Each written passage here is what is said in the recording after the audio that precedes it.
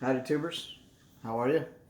I'm going to be cooking while I'm talking to you, but I want to talk to you about something and I never have time, so um, so I'm going to do it now while I'm in the kitchen and I have time to think about it. Don't be laughing at my knife. Alright, so I want to talk a little bit about bottom surgery and where I'm at now. And I'm really debating about how I want to document this because there have been so many guys who've done such a great job of documenting that I kind of feel compelled to give that kind of feedback, the same that I've gotten. I don't want to miss a moment to kind of explain what I've been through. So there have been a couple of guys who have explained this, and I think I want to add my perspective to why I made the decision to do what I'm going to do and how I got there. Okay. All right. So since I'm not in the business of making regular update videos, and I kind of suck at anniversary videos, if you've watched any of my previous videos, you'll know that I hit 8 years on December 21st. So 8 years on hormones. I've been in transition for 8.5 years. And is that annoying? Can you hear me? Okay, so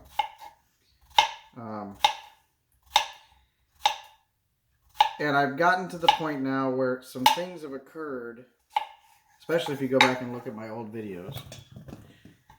Some things have happened that I didn't expect to happen. And namely, one of those things is that I really thought that I wasn't ever going to want anything more than maybe a metoidioplasty. And if you go back, I think 2013, you'll see my videos where I talked about lower surgery back then. And I'd actually talked to a guy in Canada who was actually a doctor. He was a medical doctor, but he had transitioned. He had surgery with Dr. Meltzer in Arizona, who was originally who I was thinking of going with. And he had actually his chest and his lower surgery done in the same surgery. I was like, ooh, that's a lot of work. So anyways, I originally thought that's all I really wanted. You know, a little tiny penis, I'm fine, blah, blah, blah. But let me tell you what a few years in transition will do to you. If you ever watch this guy, his name is Finn. He's Finn the Invincible, if you ever watch, look him up on YouTube.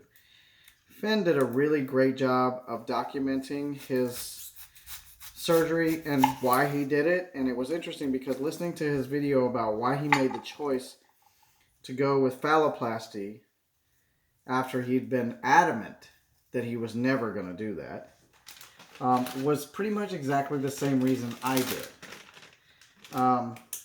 I think what happens as you get farther on in transition is you start to realize that there's this piece of you, at least some of us do. I'm not going to say it's everybody because I'm just talking about me, okay? But you get to this point where it starts to feel like there's this one last piece you have to complete so you can just go on with being yourself.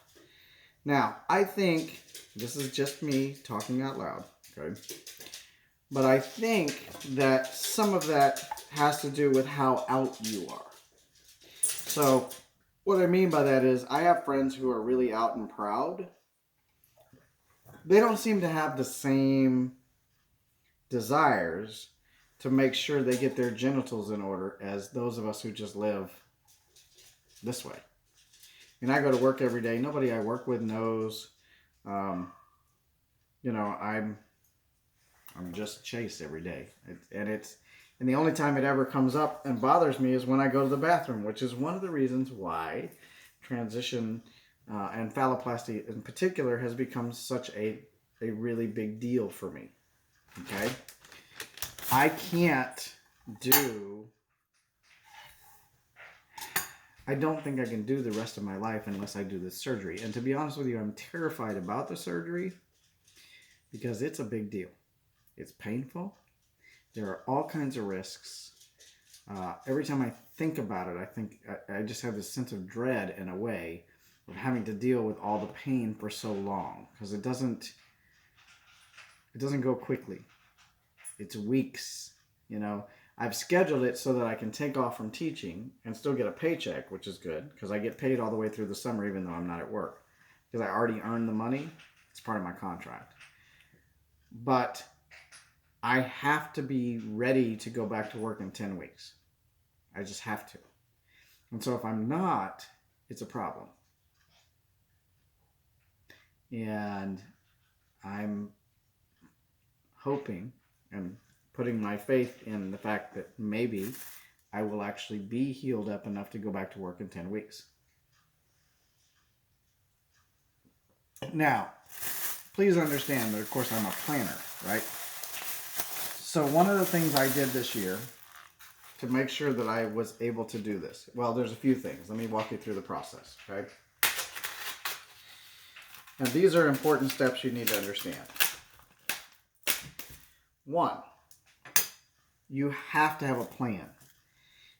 Financially, physically, you can't just go into this. If this is not like going in, this is not like top surgery. If you've had top surgery already, you know it really wasn't that big a deal. You went through it, you did your thing, it's not a big deal. But lower surgery, totally different game, okay? That's the first part. Look at those sticks, aren't they gorgeous? All right. That's the first piece. So what you're looking at doing is really going to mess up your life for a good period of time. Not even a little bit, but a lot, okay? Now, that being said, one of the things that I decided to do this year in my planning process was at work, I not only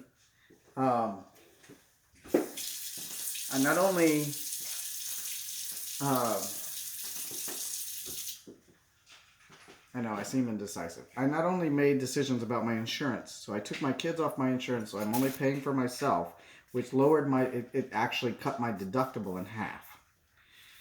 And I took out an AFLAC plan. So if you're not familiar with AFLAC, it's a long-term disability plan that you can get that allows you to collect money even if you miss work. So that AFLAC plan I took out was for $30,000 in the event that for some reason I don't go back to work on time. So if I have a complication with my my surgery and I have to take off more time, and so I don't get to go back to work when school starts, if I have to take a week or two more off, I won't miss any of my money, because even though the school district will only pay me for 12 days and then they're done, and after that they don't pay me if I miss more, the AFLAC policy will kick in for long-term disability and they'll pay me for whatever I miss. So that's important because I have to be able to pay my bills and take care of myself. Okay? Now, the other contingency plan that I've done is I've had several conversations with my children about the possibility that I could die. Okay? Any surgery has a risk. I paid off my house in October, which was great. But as a result, of course, they still have to pay the taxes and the insurance on my house, which is great. It's not very expensive, and they can handle it. But I wanted to make sure that whatever debt I had against the house, because I borrowed some money against the house to make sure that I could fix it up and do some things to it, so I've been doing that. That money, all of that, I want to be paid off. So I also bought a life insurance policy for $200,000, So each of my kids would get $100,000, and then the school district automatically pays. They pay for a life insurance plan that pays a year and a half of my salary to my kids, and I have it split 50-50. So if I die, my kids will be fine. They'll be able to take care of the house. They'll have a place to stay. Everything's good. I know you think this is kind of morbid and maybe a little strange, but you need to understand that you cannot not prepare for these things. Because if you leave your family members behind to do all of this stuff, it's bad for you. It's terrible. It doesn't, it's actually kind of painful, because not only do they have to mourn your loss, but then they have to deal with the fact that you left them with nothing and all of this shit they have to take care of. So you don't want to do that. So these are all the things I've laid in place for my surgery. The other thing that I'm really glad about is that Dr. Crane's office is really good about answering questions. And so as the questions start rolling in my head, I email them and they get back to me and give me the answers. And it's good because I feel like I matter enough and my questions are important enough to them. They understand how profound this is and what a big deal it is for somebody in their lives. And so they're treating me that way. So I'm really kind of excited and nervous and scared. But moving forward, so surgery is scheduled for June 4th. That's a Monday.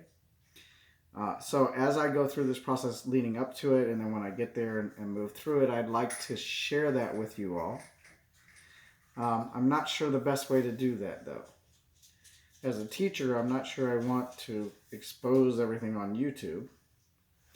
So what I might have to do is find another avenue that's going to allow me to share things that I want to share, because I think it's invaluable and important to you to follow. But I might have to find at least a semi-private way to do that, if that makes sense. Okay? So I'm going to wrap up tonight. I'm going to go cook my steaks and stuff I got to put on the grill. At least we finally warmed up. We had some stupid winter happen this year. Like, we don't have winter, but apparently we did this year. And so we missed 2 days of school this week because we were snow dayed, which never happens in Houston, but we did. This has not been our year for weather. So I only had work 2 days, and I got off today, and then I have the weekend, and then I have to go back to work on Monday. So maybe we'll get back in the regular groove of things. But in the meantime, I'm going to try to pick up the pace on these videos, because I really want to start sharing this stuff with y'all.